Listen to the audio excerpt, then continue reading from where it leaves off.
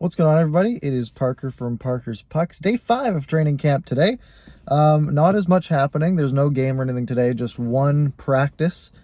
Two practices, Group A, Group B. We're only going to be talking about Group A, and that's because they split the groups up a little differently than before. Now they have basically Group A, which was the long practice this morning, is basically the main squad, and then all of the taxi squad will be in that Group B practice. So we're going to review the lines. We're going to have a chat about just my thoughts on the lineup and how everything looks as of today.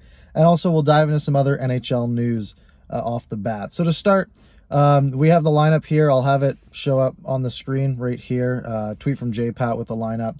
So our top line is the Lotto line. Miller, Pettersson, Besser, which is, what we are hoping to see there. Obviously, one of the best offensive lines in the league. Lethal last year, especially on the power play. Second line, Pearson, Horvat, Höglander. So this has also remained the same. You have the Hog taking up that right wing spot. And it's looking right now like that's going to be the way that the season starts. And it makes a lot of sense. Because if you think about it, if you were to send, the idea is you want Höglander to play games, right? Whether that is with the Canucks or with the Comets, you want him playing games.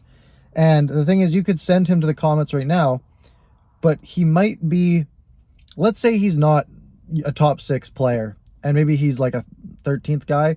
The problem is if you send him to Utica now so he can play games, then if you want to call him back up in case of injuries, then you can't. It's a 2-week quarantine bringing him up from Utica. So it makes more sense to at least give him a shot, let him play, even if it's 5 or 6 games, see how he does against, the Oilers in the first 2 games, and we just see how it goes. And if he does turn out, then great. You have your second line right winger. And if he's terrible, then you send him to Utica. No harm, no foul. He can play games down there. Third line, Roussel, Gaudette, Virtanen. I like this a lot. This is kind of what I was hoping the third line would be. Maybe swap Mott for Roussel. But Roussel had some offensive upside last year, so, I don't hate that. And then the fourth line, you have Tyler Mott, Jay Beagle, Brandon Sutter. So that's where offense kind of goes to die. And I saw lots of people talking online today about why have Beagle and Sutter in the lineup? They kind of serve the same purpose. Sure, they're good at penalty killing. But I also saw another great point that, is it really worth the hurt at 5-on-5 of having these two guys playing in your lineup? Is it worth that 5-on-5? Sorry, I'm just extending this here. Is it worth that 5-on-5 hit to have Beagle and Sutter in the lineup for the penalty kill? I don't think so. Extras, Eriksson and McEwen. Personally, I'd like to see McEwen take one of Sutter or Beagle's spots. Probably Beagle. Maybe move Sutter to the middle, McEwen on the right side. Eriksson can stay where he is. He's fine there. So this is pretty much what that forward group's going to look like, most likely. At least for opening night. We'll see. Travis loves to shake the lines up if anything goes wrong. But I think it's a solid group. You have a real bona fide top 6. You have a bona fide bottom 6 with Virtanen sitting there not doing anything. So you know what? I'm totally good with that. Defense. First pair. Alex Edler, Nate Schmidt. Love it. I love it. Nate Schmidt's going to be electric. He's going to be good. Some people are saying, playing with Quinn Hughes. But if you have all of the offensive guys on one line, then the rest of your pairs they have no offense. So if you have, let's say you were to put out Schmidt and Hughes with the Lotto line, unreal, right? But then your second line, you put out Horvat, Pearson, and Höglander, and then they're with, Myers and Ulevy or Edler, and it's a bit of a downgrade. So Edler Schmidt is the first pairing I like. Second pairing is Hughes and Ben. Ben is a placeholder here. It's pretty clear that that's going to be Hamonic's spot. So Ben is currently the 7th D-man. So he's just a placeholder in that 4 slot right now for Hamonic. Again, Hughes and Hamonic's going to be good. Hamonic's not the strongest player. He has some decent upside. So playing him with Hughes, if he's going to get any chance to play well, you might as well put him with Quinn Hughes, right? Third pairing, Olli Juolevi, Tyler Myers. This is likely what we're going to see for that third pairing, considering Ben is probably the placeholder. So Ulevi's going to get a shot. Apparently he's been solid. Nothing too flashy, but he's just been good in the training camp. So, it's your third pair. They're going to play, well, I mean, it is Myers. They could play like 15 minutes a night, maybe 16 minutes a night. They'll be just fine. Right now, the extra is Brogan Rafferty. And this is where it gets kind of interesting. Does Brogan Rafferty make the team? Because you have to think about it. There's a main roster and a taxi squad, right? So the taxi squad, it's like playing in the AHL, right? You still have the waivers to move up and down if you're waiver eligible. So do you have, when Hamannik's here, your 7-8 are Brogan Rafferty, Jordy Ben. If the Canucks choose to go 13 forwards and 8D, then that would be how it shakes out. All of them would be there. But they could also go 14 forwards and 7D, and then one of Rafferty or Ben would have to get sent down. Probably Rafferty. I'm not sure if he's waiver eligible. If he is, then probably Ben. But if not, then probably Rafferty. And then obviously Demko and Holtby between the pipes. Brendan Batchelor tweets out also that Holtby was in the starters net for this one, but he also makes a pretty salient point that the Canucks are playing back-to-backs against Edmonton, opening night and night 2. So one of each, they'll probably each get a start. So I wouldn't read too much into it. We'll see how they play in the first game of the season. If one of them's hot, they'll get more starts. We also got a look at special teams during this practice. So we have Thomas Drance's tweet up in the corner here. So that PP1 is in a 1-3-1 formation this year, at least for now, and it's what we expect. You have Hughes at the top, so Hughes on the point, hovering around the middle. Then in that middle set, you have Horvat in the middle, so Horvat in front of the net, Miller on the left-hand side, Pettersson on the right-hand side, so you have Pettersson for the one-timers. You can also go over to Miller for some good shots, so I really like that middle three.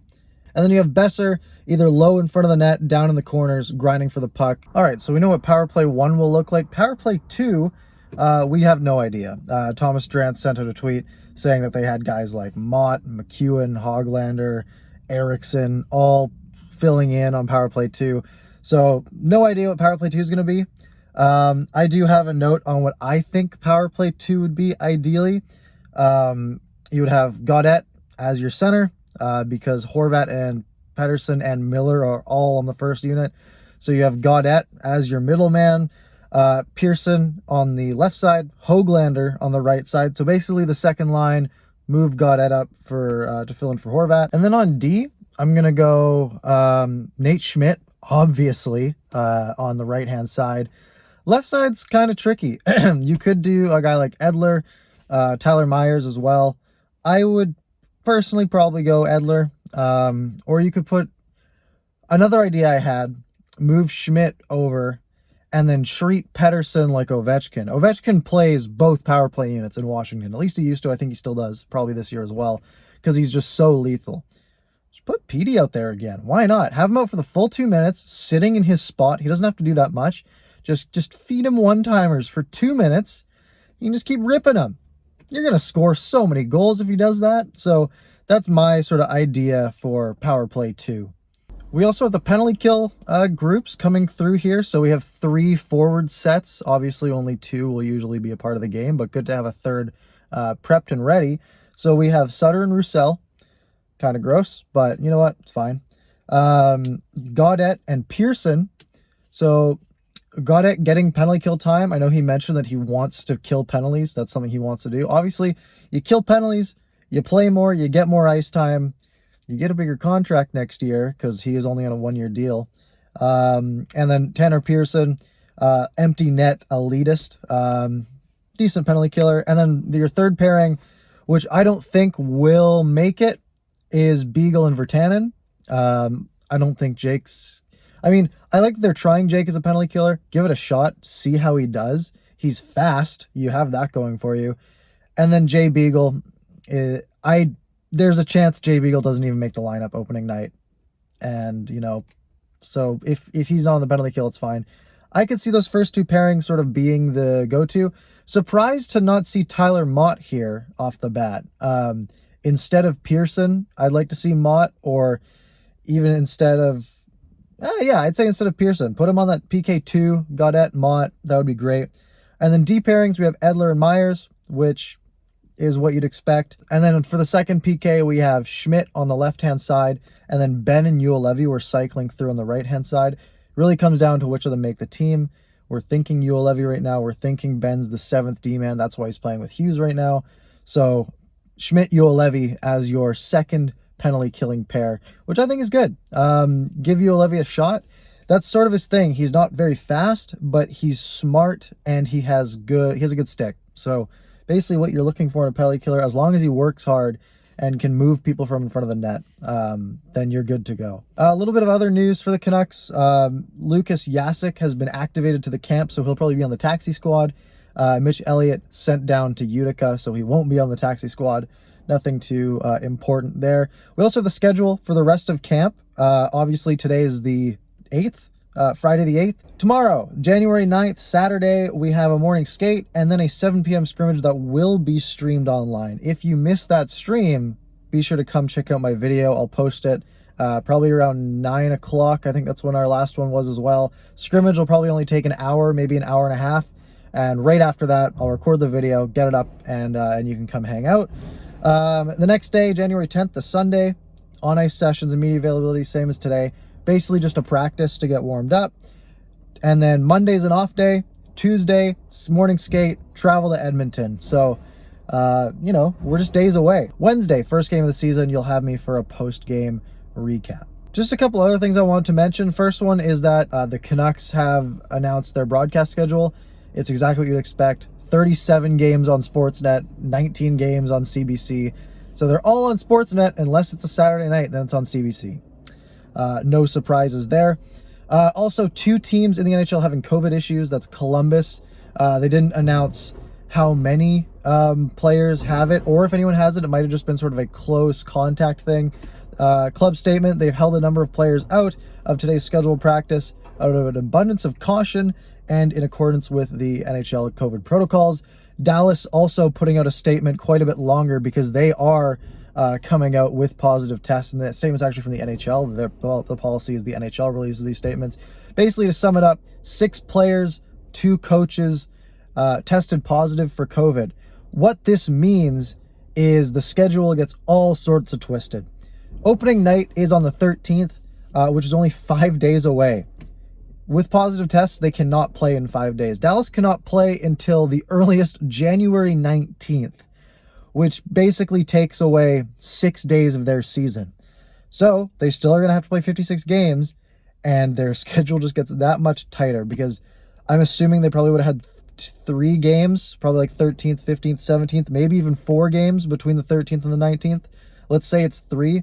Well, that's 3 more games that you now have to fit into what used to be off days. So everything just gets tighter. The NHL didn't really leave room in the schedule for anything like this. I wonder if they're going to add an extra week to the end of the season if things like this keep happening. So we'll see what goes on there. Hopefully everything works out and Dallas can play some games. They're also losing a lot of practice time too. So hopefully they can get it sorted out. Anyways, that's all I've got. Thank you guys for hanging out with me. Be sure to hit subscribe if you're new here. Like the video. Yesterday we got 3,000 views. Absolutely crazy. Love hanging out with you guys in the car on the side of the road as cars drive past. So if you enjoyed, like I said, hit subscribe, hit like. Follow me on Twitter, and we'll have another video coming up for you after the scrimmage tomorrow night. See you later.